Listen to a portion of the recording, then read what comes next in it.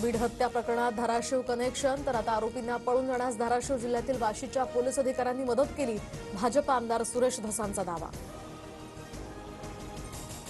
अजित पवार धनंजय मुंडेंचा राजीनामा घेण्याच्या मानसिकतेत, पण घोडं कुठे पेंड खातंय ते कळत नाहीये, माजी मंत्री बबनराव घोलप यांचं वक्तव्य. मंत्री धनंजय मुंडेंविरोधातील तक्रारीवर आज परळी न्यायालयात सुनावणी. निवडणूक शपथपत्रामध्ये अपत्यांबाबत खोटी माहिती सादर केल्याची करुणा मुंडेंची तक्रार.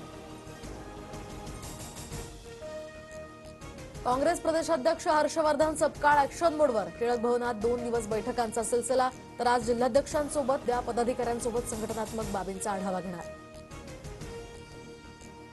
महाराष्ट्रातील नगरपालिका महानगरपालिका निवडणुकांबाबत सर्वोच्च न्यायालयामध्ये उद्या सुनावणी, तर पालिका निवडणुकांचा मार्ग आता मोकळा होणार की लांबणीवर जाणार याकडे सर्वांचं लक्ष.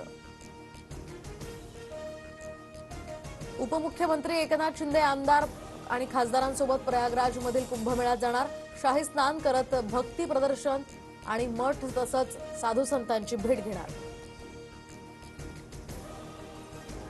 छावा चित्रपटाचे